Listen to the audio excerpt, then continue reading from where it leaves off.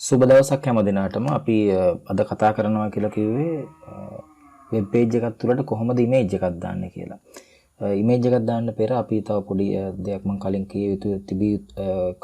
කිව යුතු තිබූ දෙයක් කොහොමද අපි වෙබ් පේජ් එකට කමෙන්ට් එකක් දාන්නේ කියන එක පිළිබඳව අපි කලින් සාකච්ඡා කරලා ඊළඟට මේ වීඩියෝ එකේදීම අපි බලමු කොහොමද ඉමේජ් එකක් දාන්නේ වෙබ් පේජ් එකකට කියලා. මොකද මේ වෙබ් පේජ් එකකට අපි කමෙන්ට් එකක් දානවා කියලා කියන්නේ. සාමාන්‍යයෙන් කමෙන්ට් එකක් දානවා කියලා කියන්නේ ඕනම පරිගණක භාෂාවකින් අපි පරිගණක වැඩසටහනක් නිර්මාණය කරනකොට නැත්නම් මේ වගේ වෙබ් පේජ් එකක් අපි නිර්මාණය කරනකොට කේත භාවිත කරලා ඒකේ අපි භාවිත කරන යම් යම් කේත ඛණ්ඩ පිළිබඳ අමතර සටහනක් දාලා තබා ගැනීම නැත්නම් දාන අමතර සටහනකට අපි කියනවා කමෙන්ට් එකක් කියලා. එතකොට අදාළ වැඩසටහන ක්‍රියාත්මක වෙන අවස්ථාවේදී නැත්නම් අපේ වෙබ් පේජ් එකක් නම් වෙබ් පේජ් එක බ්‍රවුසර් එක මගින් රෙන්ඩර් කරන අවස්ථාවේදී ඒ විදිහට දාන කමෙන්ට් තියෙනවා නම් ඒවා එයා නොසලකා හැරලා අනිකුත් කරුණු පමණක් පේජ් එකේ ඩිස්ප්ලේ කරනවා. එතකොට කමෙන්ට් එකක් අපි දාගන්නේ ඇත්තටම වෙබ් පේජ් එක නිර්මාණය කරන කෙනාගේ අනාගත ප්‍රයෝජනය සඳහා ඇයි මම මේ කොටස දැම්මේ මොකටද මේ කොටස ඇතුළත් කළේ කියන එක වගේ පිළිබඳ විස්තරයක් සඳහන් කරලා තබා ගැනීමට තමයි අපි කමෙන්ට් ඇතුළත් කිරීමෙන් අදහස් කරන්නේ. හොඳයි. මම EX9 කියලා වෙබ් පේජ් එකක් අපි නිර්මාණය කරගෙන තියෙනවා. අපි ඒකට basic template එක add කරගමු. example 9 මම මෙතන නිකන් පොඩි මාතෘකාවක් දාන්නම්කෝ sample heading කියලා. h1 close. අපි ළඟට paragraph එකක් දාගමු. එතෙන්ට අපි පැරග්‍රාෆ් එක පේස්ට් කළා.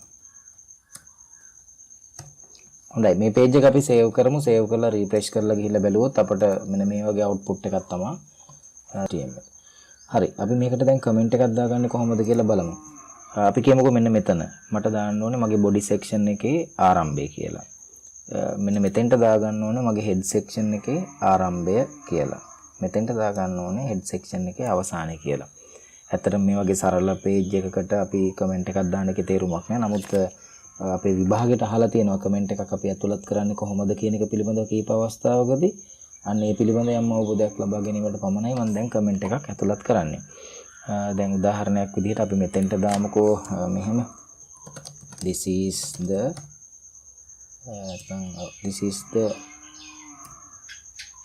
beginning of body section. right. අපි ගිහලා මේක රිෆ්‍රෙෂ් කරලා බැලුවොත් ඔබට පේනවා මේ දාපු විස්තරය මෙතන පේනවා. මේක අපට පේන්න අවශ්‍ය නැහැ බලන කෙනාට. අන්න ඒ වගේ අවස්ථාවකදී අපට පුළුවන් මේක කමෙන්ට් මෙතන පේනවා. මේක අපට පේන්න අවශ්‍ය නැහැ බලන කෙනාට. අන්න ඒ වගේ අවස්ථාවකදී අපට පුළුවන් මේක කමෙන්ට් එකක් ආකාරයෙන් ඇතුළත් කරලා තියන්න. වෙබ් පේජ් එකකට හැම වෙලෙම කමෙන්ට් එකක් අපි ඇතුළත් කරද්දී කමෙන්ට් එකේ ආරම්භය දැක්වීමට මෙන්න මේ සලකුණ අපි භාවිත කරනවා. කමෙන්ට් එක අවසන් කරන්නේ මෙන්න මේ සලකුණේ. එතකොට මෙන්න මේ ලකුණ සහ මේ ලකුණු දෙක අතරේ දාන විස්තරයක් අපේ වෙබ් බ්‍රවුසර් එකට වෙබ් බ්‍රවුසර් එක මගින් නැත්නම් වෙබ් අතරික්සෝ මගින් නොසලකා හරිනවා පේජ් එක ඩිස්ප්ලේ කරද්දී. ඒක අපේ වාසියක් කරගෙන අපිට පුළුවන් අපේට අවශ්‍ය කරන විස්තරයක් දාන්න ඒක ප්‍රයෝගී කරගන්න. දැන් මේ බලනකොට දැන් මේ තියෙන්නේ කමෙන්ට් එකක්. මේ කමෙන්ට් එක පේජ් එක පෙන්වනකොට පේජ් එක ඩිස්ප්ලේ කරනකොට නොසලකා හරිනවා. දැන් මේ කොටස පේන්නේ නැහැ. මේ වගේ අමතර සටහනක් දාලා තියාගන්න අපට කමෙන්ට්ස් කියන ඒවා ප්‍රයෝගී කරගන්න පුළුවන්. මම මෙතෙන්ට දාන්නම්කෝ තවත් කමෙන්ට් එකක්. කමෙන්ට් එක ක්ලෝස් කළා. අපි ගිහිල්ලා දැන් රිෆ්‍රෙෂ් කරලා බැලුවොත් ඒක පේන්නේ නැහැ. මෙන්න මේ විදිහට තමයි එතකොට වෙබ් පේජ් එකකට කමෙන්ට් එකක් දාන්නේ. මතක තියාගන්න මෙන්න මේ සලකුණයි තමයි කමෙන්ට් එකේ ආරම්භය සහ අවසානය දැක්වීමට පාවිච්චි කරන්නේ. හොඳයි. එහෙනම් අපි ඊළඟට බලමු කොහොමද වෙබ් පේජ් එකක් තුළට පින්තූර ඇතුළත් කරන්නේ කියන එක පිළිබඳව. පින්තූර ඇතුළත් කිරීම පිළිබඳව අපි සාකච්ඡා කරනකොට මම ඔබට පෙන්වන්නම් කලින්ම මගේ අර HTML ෆෝල්ඩර් එකේ ඇතුලේ මගේ sample page පිටු ටික සේව් කරන පේජ් එක ඇතුලේ ෆෝල්ඩර් එක ඇතුලේ cat1 dog1 logo.jpg ළඟට logo කියලා තව මේ වගේ ෆයිල් images හතරක් තිබෙනවා. ඊට අමතරව images කියලා සබ් ෆෝල්ඩර් එකක් තියෙනවා. ඒක ඇතුලේ cat2 dog2 වගේ පින්තූර දෙකක් අපිට තියෙනවා.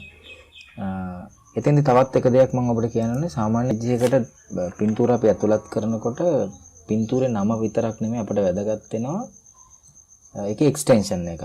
දැන් මම භාවිත කරන පින්තූර විශේෂයෙන් ගත්තාම .jpg කියන එක්ස්ටෙන්ෂන් එක තියෙනවා .png කියන එක්ස්ටෙන්ෂන් එක තියෙනවා. අපි මේ පින්තූර වර්ගවල වෙනස තව පොඩ්ඩෙන් අපි සාකච්ඡා කරමු. සාමාන්‍ය තවත් වෙබ් පේජස් වලට දාන පින්තූර විශේෂයක් තමයි GIF කියලා කියන්නේ පොඩි ඇනිමේටඩ් ක්ලිප්ස් වගේ තියෙන ඒවා GIF ආකාරයෙන් තමයි තියෙන්නේ. එතකොට පින්තූර වර්ග මේ පින්තූර වර්ග තුන බොහෝ විට අපි භාවිත කරනවා වෙබ් පේජ් එකකට ඇතුළත් කරන්න. ෆයිල් සයිස් එක කුඩායි ගුණාත්මක බව හොඳයි. ඒ නිසා මේ ෆෝමැට් තමයි අපි ගොඩක් වෙලාවට වෙබ් පේජ් එකකට පින්තූර ඇතුළත් කිරීමේදී භාවිත කරන්නේ. ඒතර මගේ මේ තියෙන වෙබ් පේජ් මේ තියෙන පින්තූරවල පළවෙනි එක අපි ගත්තාම cat1.jpg. ඒක jpg ආකාරයේ පින්තූරයක්. ඊළඟට dog1.jpg. ඒකත් jpg පින්තූරයක්. මේකත් jpg එකක්. මේක png ආකාර එකක්. දැන් මගේ මේ කම්පියුටර් එකේ පේන විදිහට නම් අපේ ෆයිල් නේම් එක පෙන්වන්නේ එක්ස්ටෙන්ෂන් එකත් එක. නමුත් සමහරක් විට ඔබගේ පරිගණකේ එක්ස්ටෙන්ෂන් එක පෙන්වන්නේ නැති වෙන්න පුළුවන්. ඒ වගේ අවස්ථාවකදී අපිට මේ view කියන ටැබ් එකට ගිහිල්ලා මෙතන තියෙනවා file name extensions කියලා.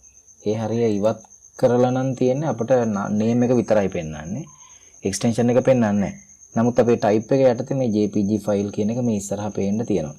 png file. ඒතර අපි දැනගන්න ඕනේ මේ file එකේ නියම නම logo විතරක් නෙමෙයි මේක png file එකක් නිසා logo.png කියන නම තමයි ඒකට තියෙන්නේ.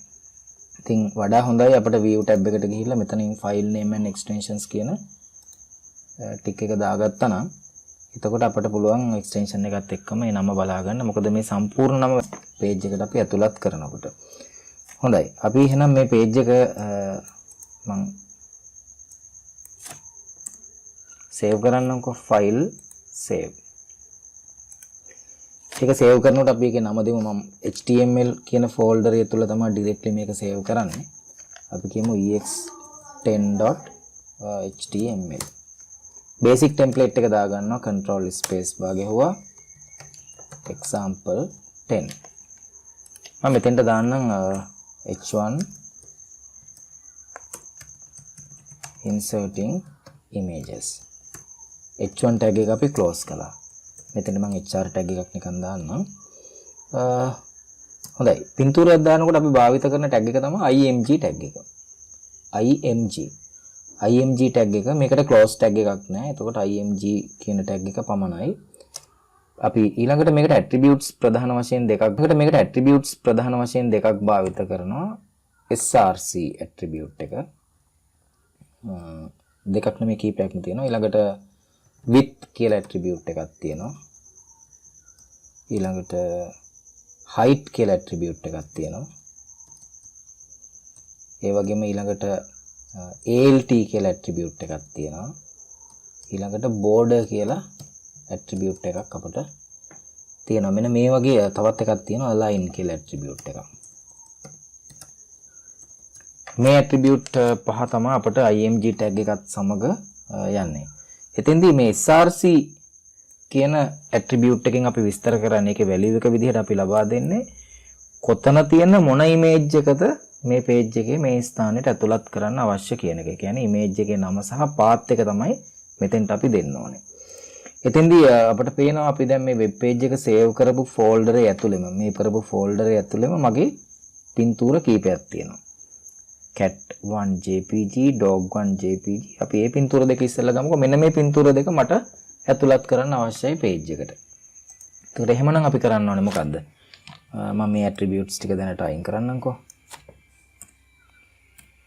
src අපි කියමු කෙලින්ම අපිට පින්තූරේ නම දාන්න පුළුවන්. dog1.jpg.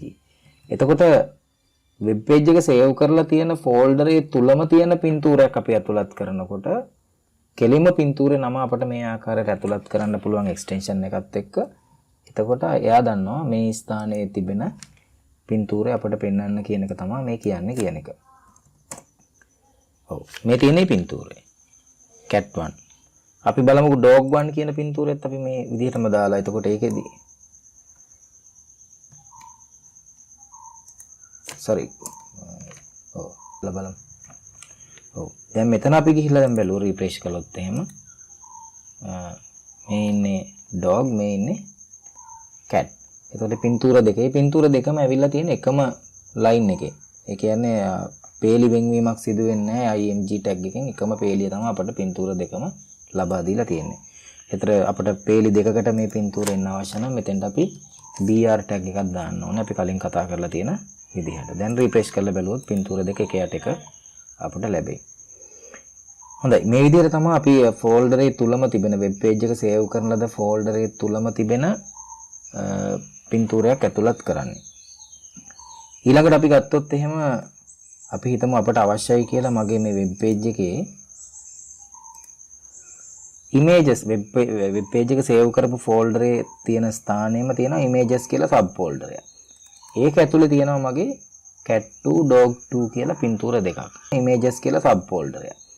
ඒක ඇතුලේ තියෙනවා මගේ cat2 dog2 කියලා පින්තූර දෙකක්. අපි හිතමු අපිට මෙන්න මේ පින්තූර දෙක ඇතුළත් කරන්න ඕනේ ඊළඟට කියලා. ඒ වගේ අවස්ථාවකදී අපි කරන්නේ මොකද්ද? මම මෙතෙන්ට HR tag එකක් දාන්නම් තව. ඊළඟට අපි කියමුකෝ img src සමානයි. එතකොට අපි path එක දෙන්න ඕනේ. images කියන ෆෝල්ඩරේ. අන්න images කියන ෆෝල්ඩරේ ඇතුලේ තියෙනවා cat2.jpg කියලා පින්තූරයක්. මෙන්න මේ පින්තූරය තමයි අපට දැන් පෙන්වන්න ඕනේ. එතකොට අපි වෙබ් පේජ් එක සේව් කරපු ස්ථානයේ තියෙනවා images කියලා සබ් ෆෝල්ඩර් එකක්. ඒක ඇතුලේ තියෙනවා cat2.jpg කියලා පින්තූරයක්. අන්න ඒක පෙන්වන්න කියන එක තමයි මේකේ අදහස. ගොඩක් වෙලාවට අපි වෙබ්සයිට් එකක් නිර්මාණය කරනකොට අපේ සයිට් එකේ ප්‍රධාන ෆෝල්ඩරය තුල අපි මේ සයිට් එක තුල භාවිත කරන හැම ඉමේජ් එකක්ම දාලා තිබීම සඳහා මේ images කියලා සබ් ෆෝල්ඩර්. කොහොම විට මේ ක්‍රමවේදය තමයි අපි වෙබ්සයිට් එකක් නිර්මාණය කරද්දී ඇත්තටම භාවිත කරන ක්‍රමය වෙන්නේ. පාත් එක මේ විදිහට තමයි අපි ලබා දෙන්නේ. අපි රිෆ්‍රෙෂ් කරලා බලමු දැන් ගිහිල්ලා. ඔව් මේ තියෙන රේඛාවට පස්සේ මම මේ දෙවනි ක්‍රමයට මේ දෙවනි අවස්ථාවේ දාපු පින්තූරේ පූසා. අපි ඊළඟට බලමු ඒකේ තියෙන dog.jpg කියන image එක. මම මෙතෙන්ට br tag එකක් දාන්න ඕනේ පේලිය වෙන් කර ගැනීම සඳහා. දැන් මට පුළුවන් img src සමානයි images/dog2.jpg br tag එක අපි රිෆ්‍රෙෂ් කරලා බලමු. අපේ ඊළඟ page එක මේ පින්තූරය එකට යටින් ඇවිල්ලා තියෙනවා. දැන් අපිට පේනවා මේ පින්තූර එක එක ප්‍රමාණ වලින් තියෙන. මට හැම පින්තූරයකම පළල එකම ප්‍රමාණයකට ගේන්න ඕනේ. එහෙමනම් අපි යන්න මේ වගේ අවස්ථාවකදී width කියලා attribute එකක් තියෙනවා. width. මේ width කියන attribute එක අපිට ලබා දෙන්න පුළුවන් width කියන attribute එකට අගයන් ලබා දෙන්න පුළුවන් ක්‍රම දෙකක් තියෙනවා. මම මේ කලින් කතා කළා HR tag එක සම්බන්ධයෙන්. ඒකදී අපිට pixels වලින් අපිට ඒකකයක් විදිහට ලබා දෙන්න පුළුවන් පළල. එහෙම නැත්නම් ප්‍රතිශතයක් විදිහට. browser එකේ width එකෙන් නැත්නම් webatrix වේ තිරේ පළලෙන් කොච්චර ප්‍රතිශතයක size එකට මේ පින්තූරේ පෙන්වන්න ඕනේද කියන එක. එතකොට මේ වගේ මට 200ක් කියලා ලබා දෙන්න පුළුවන්. එහෙම නැත්නම් අපිට පුළුවන් width සමානයි 100ට අපි කියමුකෝ 20ක් විතර වගේ කියලා ප්‍රතිශතයක් විදිහට. browser එකේ width එකෙන් 100ට 20ක්. ඒ කියන්නේ 5න් එකක් වගේ.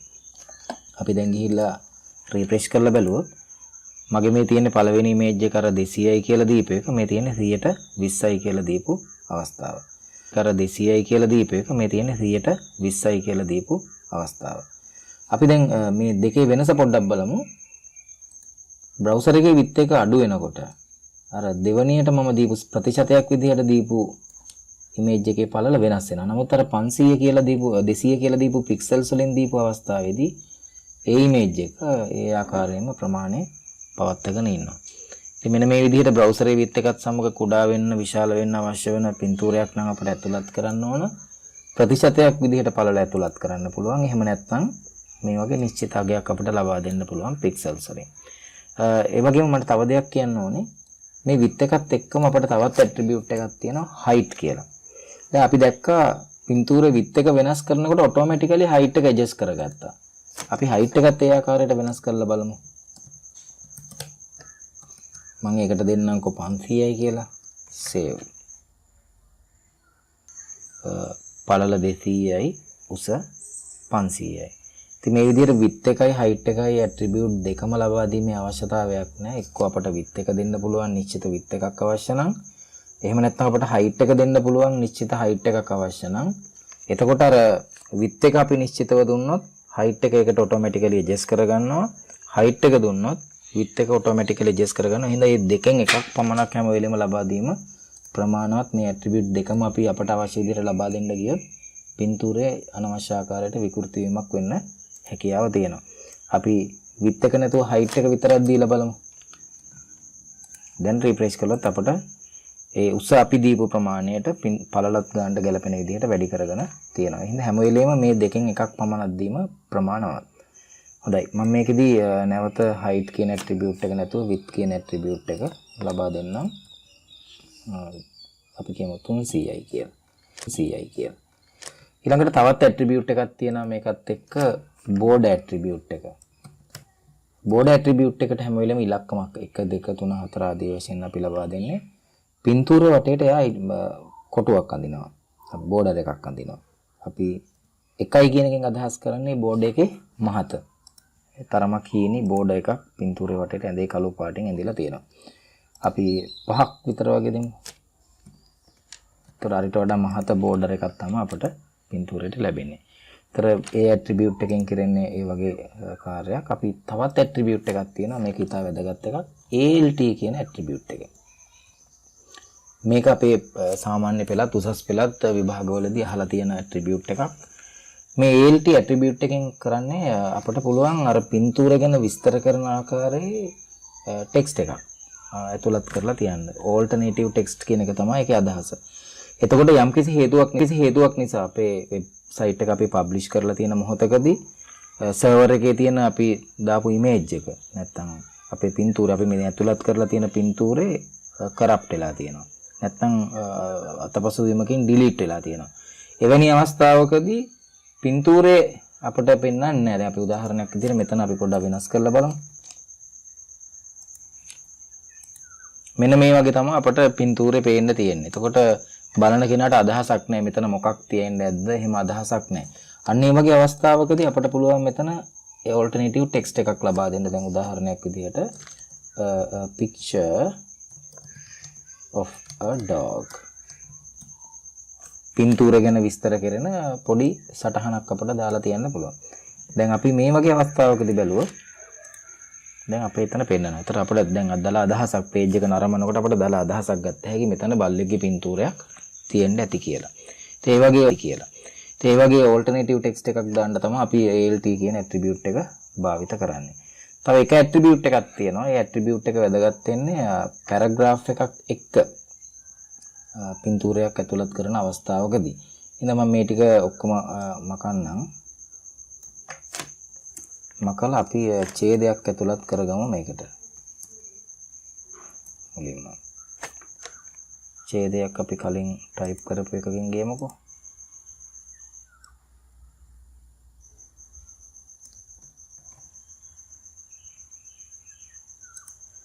right අපි ඡේදය දාලා අපි p tag එක close කරමු. ඒ attribute එක තමයි align attribute එක. එතකොට img tag එකකින් අපි පින්තූරය දැම්මා. img src equal අපි කියමු dog1.jpg.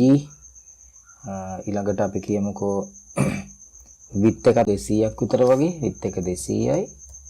align attribute align සමානයි. මෙතන මතක තියාගන්න අපේ paragraph tag එක ඇතුලේ තමයි මම image එක දාලා තියෙන්නේ. එතකොට ඡේදෙත් එක්කමයි මේ පින්තූරේ යෙදෙන්නේ. සාමාන්‍යයෙන් මේක යෙදෙන්නේ මෙන්න මේ විදිහටයි. එතකොට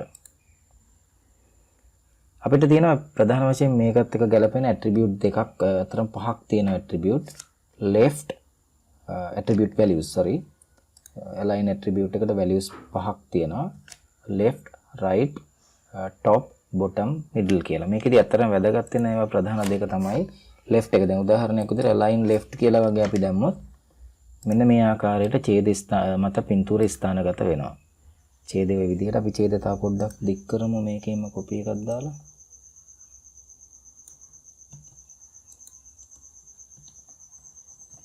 right. දැන් රිෆ්‍රෙෂ් කරලා බලුවොත් ඔන්න මේ විදිහට අපිට පින්තූරේ left එකට align වෙලා බලා ගන්න පුළුවන්. අපි පින්තූරේ right එකට ගෙනියන්න ඕන නම් අපිට RIGHT save. දැන් රිෆ්‍රෙෂ් කරලා බලන්න මෙන්න මේ විදිහට පින්තූරේ එහා පැත්තට යයි. top bottom කියන දෙක නම් ඇත්තටම අපිට එච්චර වැදගත් වෙන්නේ නැහැ. නමුත් අපි එකක් දාලා බලමු. top කියලා දැම්මොත් මොකද වෙන්නේ කියලා. එතකොට මේ ඡේදයේ පළවෙනි line එක අපිට මේ පින්තූරේ මුදුනට ඇවිල්ලා තියෙනවා. ඉතින් ඇත්තටම අර left right කියන දෙක තමයි මෙතෙන්දී මූලික වශයෙන් වැදගත් වෙන්නේ. නමුත් මේ දෙකත් සාමාන්‍යයෙන් වෙබ් පිටු නිර්මාණය කරද්දී අපි භාවිත කරන්නේ මීට වඩා වෙනස් ක්‍රම තියෙනවා. පින්තූර අලයින් කරගන්න වෙබ් පේජ් එකක් තුල අපට අවශ්‍ය ආකාරයට මම හිතනවා ඕවා තමයි ඇට්‍රිබියුට්ස් එතකොට අපිට භාවිත කරන්න පුළුවන්. මම තව පොඩි විස්තරයක් ඊළඟට අරගෙන එන්නම් මේ SRC ඇට්‍රිබියුට් එක සම්බන්ධයෙන් තවත්. දැන් මෙච්චර වෙලා අපි ලබා දුන්නේ img src images.dog2.jpg මෙන්න මේ වගේ විදිහට තමයි පාත් එක ලබා දුන්නේ. අපි රිෆ්‍රෙෂ් කරමුකෝ. ඔය වගේ අපි ලබා දෙන්න පුළුවන්. අපි හිතමු අපට අවශ්‍ය කියලා. ඇත්තට මේක ප්‍රැක්ටිකලි කරන කාර්යයක්. දැන් මගේ තියෙනවා E එකේ E කියන ෆෝල්ඩරේ E කියන ඩ්‍රයිව් එකේ images කියලා සබ් ෆෝල්ඩර් එකක්. මම මේක දැන් පිටපත් කරගත්තේ අපි බලමු images. ඒ images කියන සබ් ෆෝල්ඩර් ඇතුලේ තියෙනවා අර cat2 dog2 කියන පින්තූර දෙක. අපි හිතමු මෙන්න මේ cat2 කියන ෆයිල් එක මට මෙතෙන්ට ගේන්න ඕනේ. එතකොට අපිට පේනවාද මෙන්න මේ address bar එකේ අපේ file explorer එකේ address bar එකේ මේ පෙන්නන්නේ path එක. එතකොට මෙන්න මේ path එක අපිට ලබා දෙන්න පුළුවන්. අපි අර src කියන එකේ path එක. එතකොට මෙන්න මේ path එක අපිට ලබා දෙන්න පුළුවන්. අපි අර src කියන එක ඉස්සරහින් මම මෙතෙන්ට br tag එක දාන්නම්කෝ. img src සමානයි මේ කොටස copy කරගමු / අපි කියමු cat2.jpg. දැන් බලන්න මෙතෙන්ට ගිහිල්ලා රිෆ්‍රෙෂ් කළොත් දැන් මේ පින්තූර මේ පෙන්වන පින්තූරය ඇවිල්ලා අපේ E එකේ තියෙන පින්තූරේ E drive එකේ තියෙන මෙන්න මේ cat2 කියන පින්තූරේ. එතකොට ওই විදිහට තමයි අපේ කම්පියුටර් එක ඇතුලේ තියෙන local image එකක් ඇතුළත් කරන්නේ. නමුත් මේක practical නෑ. හේතුව අපි site එකක් හදන්නේ publish කරන්න. ඒ publish කරනකොට අපේ site එකේ අන්තර්ගතයන් තියෙන web server එකේ. එතකොට මේ web server එකේ අන්තර්ගතයන් E එකේ images කියලා sub folder එකක් තිබිලා cat2 කියන jpg පින්තූරේ තිබුණොත් තමයි අපට දැක ගන්න හම්බෙන්නේ. මේ method එක තමයි ගොඩක් වෙලාවට අපි පාවිච්චි කරන්නේ පින්තූර වල path ලබා දෙනකොට. තවත් එකක් තියෙනවා දැනගන්න ඔබ අවශ්‍ය. ඒක තමයි මම ඒකට වෙනම page එකක් මම නිර්මාණය කරන්නම්. ඔබට පේනවද මගේ මේ HTML කියන folder එක ඇතුලේ desktop එකේ තිබෙන මම pages කියලා sub folder එකක් හදලා තියෙනවා. ඔව්. මේ pages කියන sub folder ඇතුලේ තවත් pages කියලා sub folder එකක් තියෙනවා. හරි. අපිට ඒක මෙතනින් sublime text එකෙන් බලා ගන්න පුළුවන්. මේ තියෙන්නේ. අපි හිතමු මට මේ කෙලිම HTML කියන folder එකේ තියෙන directly තියෙන pages කියන sub folder එක. අන්න ඒක ඇතුලේ මට web page එකක් හදන්න ඕනේ. අපි ඒක save කරගමු. අපි ඒකට දෙමුකෝ image කියලා නිකන් මම නම. right අපි මුලින්ම basic template එක දාගමු HTML sample කියලා වගේ title එකක් දෙමු sample. body section එකට මට පින්තූරය දාන්න ඕනේ. img src right. දැන් මෙතෙන්දි වෙන්න ඕන මොකද්ද? මෙතෙන්දි වෙන්න ඕන body section එකේ pages කියන sub folder එක තුල තිබෙන web පිටුවට ඒ pages කියන sub folder එකේ තියෙන ප්‍රධාන folder එක වන HTML කියන ප්‍රධාන folder එක ඇතුලේ තියෙන මෙන්න මේ පින්තූරේ ඇතුළත් කරගන්න. එතකොට ඒ folder එක තුලම තිබ්බනම් අපිට image එකේ නම දෙන්න තිබ්බා. හැබැයි මෙතෙන්දී ඒ folder එක තුල නෙමෙයි තියෙන්නේ, එකෙන් එකක් ආපස්සට ඇවිල්ලා තමයි මේ පින්තූරය අපට තියෙන්නේ. ඒ වගේ අවස්ථාවකදී අපිට පුළුවන් මුලින් dot දෙකක් දාලා slash එකක් දාලා පින්තූරේ නම ලබා දෙන්න පුළුවන්. dog1.jpg. දැන් ගිහින් අපි page එක open කරලා බැලුවොත්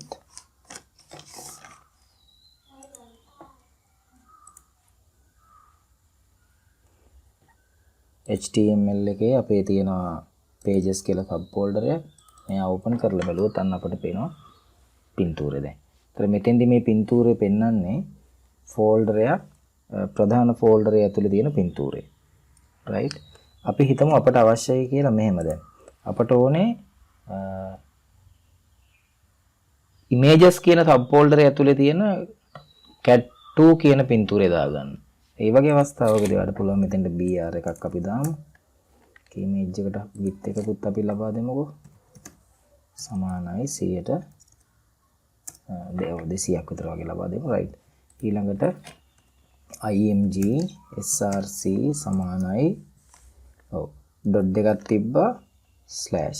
දැන් මේ ඩොට් දෙක තිබ්බ ගමන්ම ෆෝල්ඩර් එකක් බැක් වෙනවා. ඒ බැක් වුණාන් පස්සේ අපිට කෙලින්ම images කියන sub folder එක පේනවා. එහෙනම් මෙතන images කියන එක දාන්න පුළුවන් ස්ලෑෂ් අපි කියමු cat2.jpg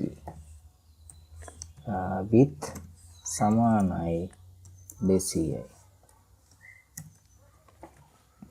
දැන් ගිහිල්ලා රිෆ්‍රෙෂ් කරලා බලන්න. අන්න අපේ පින්තූර දෙකම මේ විදිහට දැන් ඇවිල්ලා තියෙනවා. අපි හිතමු දැන් තව පොඩ්ඩක් ඉදිරියට යමු. ඒකෙදි අපි කරන්න යන්නේ මම අලුත් ෆයිල් එකක් හදනවා pages කියන එක ඇතුලේ. හරි pages කියන එක ඇතුලේ තියෙනවා තව pages කියලා sub folder එකක්. එතකොට මෙන්න මේ sub folder එක ඇතුලේ තියෙන web page එකකට මෙන්න මේ images කියන sub folder එක ඇතුලේ තියෙන පින්තූරයක් දාන්නේ කොහොමද කියන එක අපි ඊළඟට බලමු. ඒකට අපි ඉස්සෙල්ලාම අලුතෙන් web page එකක් open කරගමු. ඒක මම හදන්න යන්නේ මෙන්න මේක ඇතුලේ file save. එතෙන්දී අපි කියමුකෝ එකක් sample.html කියලා. right basic template එක අපි දාගමු. sample. ඔව්. img src සමානයි ඔය විදිහට. අපි මුලින්ම බලමු මේ ප්‍රධාන ෆෝල්ඩර් එකේ තියෙන cat කියන පින්තූරේ දාන්නේ කොහොමද cat1 කියන පින්තූරේ දාන්නේ කොහොමද කියලා. එතෙන්දි මතක තියාගන්න අපට folders දෙකක් back වුණාන් පස්සේ තමයි කියන්නේ මේකෙන් මේකට ආවා ඒකෙන් මෙතෙන්ට ආවයන් පස්සේ තමයි මේ පින්තූරේ පේන්නේ. එහෙමනම් අන්න ඒ වගේ අවස්ථාවකදී .2// folders දෙකක් back වෙන්න කියන එක තමයි මේකෙන් කියන්නේ. folders දෙකක් back වුණාන් පස්සේ අන්න අපට පේනවා cat1 කියන පින්තූරේ. අපි පෙර logo කියන පින්තූරේ දාමුකෝ logo.jpg. ඒකට මම width එකක් දෙන්නම් සමානයි 200යි. ඒක සුදු පාට පින්තූරයක් ඉඳ background එක මම ඒකට දෙන්නම් border එකකුත් border සමානයි 1යි. මේවා අත්‍යවශ්‍ය නැහැ. නමුත් අපි නිකන් දීලා බලමු දැන්. අපි page එක open කරගන්න අපි මෙතෙන්ට එමු. pages මෙන්න තියෙනවා. ඔබට පේනවා දැන් අපේ පින්තූරේ විදිහටම ඇවිල්ලා තියෙනවා. දැන් අපි හිතමුකෝ අපට අවශ්‍යයි කියලා මෙන්න මේ වෙබ් පේජ් එකට images කියන sub folder එක ඇතුලේ තියෙන පින්තූරයක් දා ගන්නවා නේ කියලා. ඒ වගේ අවස්ථාවකදී හරිම සරලයි. මෙතෙන්ට br එකක් අපි දාමු.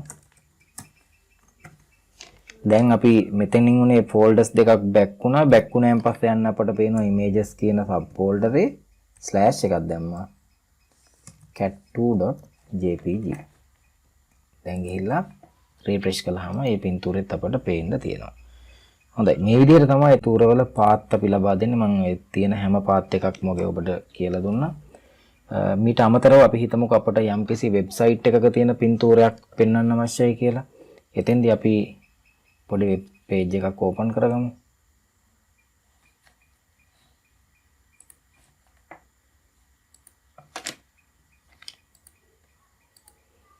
Google.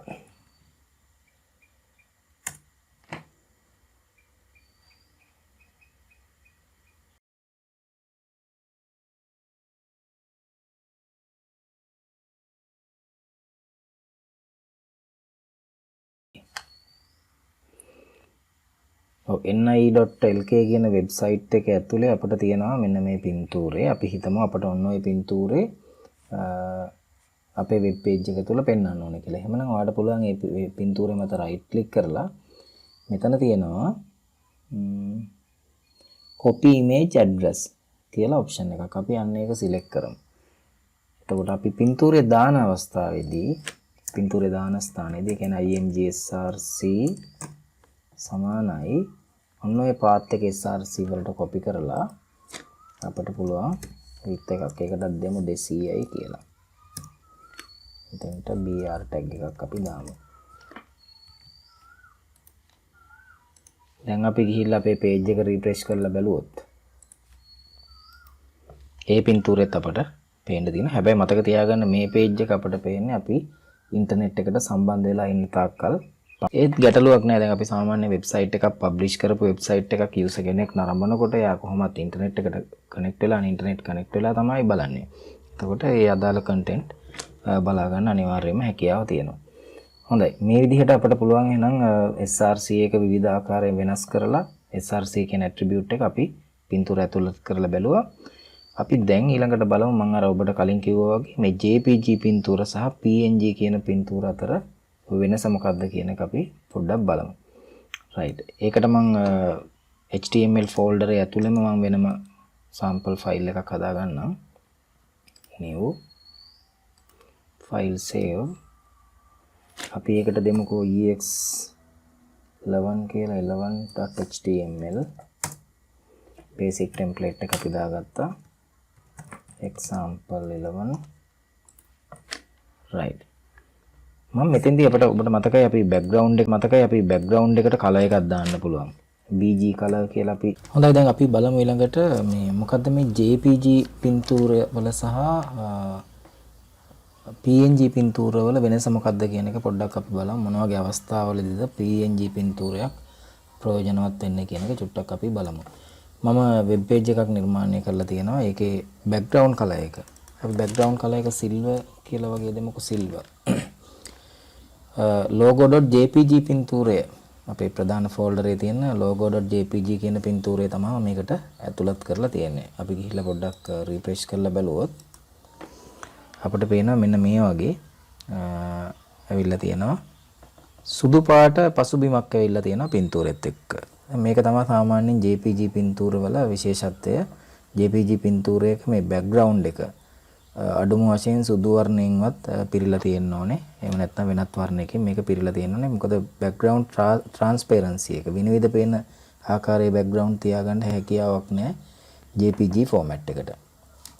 ඒක තමයි මේ පින්තූර වල තියෙන අඩුපාඩු. එතකොට අපිට මේ වගේ අවස්ථාවකදී යන්න png ආකාරයේ පින්තූර භාවිත කරන්න පුළුවන්.